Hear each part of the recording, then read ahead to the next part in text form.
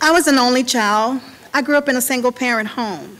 My parents had been married for 19 years before God blessed them with me. And then my dad died when I was only 13 months old.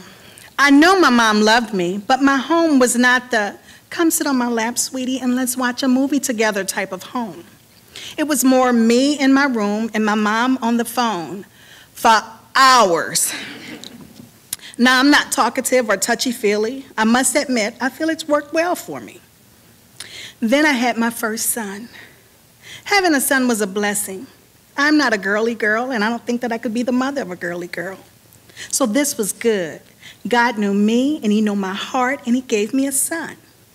And then he started to talk. And talk. And talk. Okay, what is this? What have I done? How have I failed him? Why does he think silence is a crime? Silence is good. Well, the more words he learned, the more words he used. I had to find a way around this. I bought the books, the one with the cassette tapes that would read the story and prompt you to turn the page. Yes, that's right. He was too young to read, but not too young to talk my ears off. For a while, this was working. I didn't have to talk as long as it was playing. Then he found his favorite story. It was the Pokey Little Puppy. We listened to that story so much. At 3, he knew all the words, even though he couldn't read. He even barked. That was the sound that prompted you to turn the page. But this was good for about 2 years and 50 books, and then it lost its appeal. Now, you have to know, now he knew even more words, and not only did he like to talk, he loved me so much. He loved me so much, he kissed me all the time. Yes, that is sweet, 3 kisses a day, but sweet goes right out the window when he's kissing you 30 times in an hour.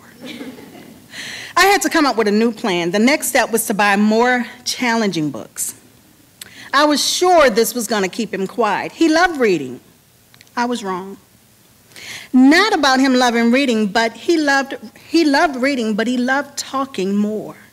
I really believed he just loved talking and hearing himself. So if he wasn't able to engage in conversation, then he still wasn't happy. Well, he grew up and he got friends who listened to him.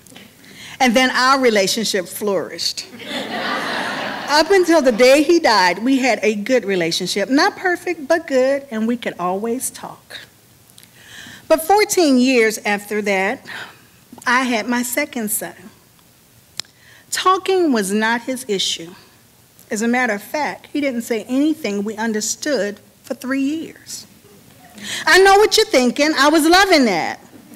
The truth is, I believe God was giving me a lesson in appreciation. The irony is, I spent the first 3 years of his life running to specialists trying to get him to talk. But he grew up and he was touchy-feely. What was God saying to me?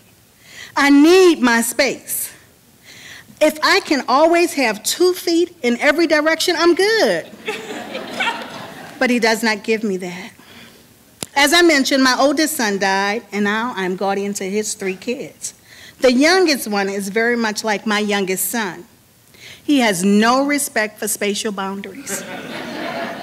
He walks past me as I'm sitting in a chair, and he rubs my forehead. My forehead, what is this? One night had been especially hard for me. He touched me. He rubbed my shoulders. He sat on my lap. Thinking about this is just too hard. So I had this bright idea. I was going to show him how it felt. The next morning, I woke him for school, and I went in and I gently shook him. I rubbed his shoulder and sweetly encouraged him to get up. And he did, without complaints. Then as he sat to eat breakfast, I rubbed his back.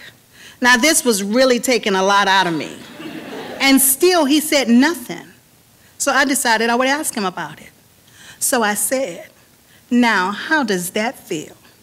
He responded, now you're getting it. Wrong answer. I have learned 2 very important things from my kids and my grandkids. I am grateful for what God gives me. He gave me a child that talked a lot, and I had issues.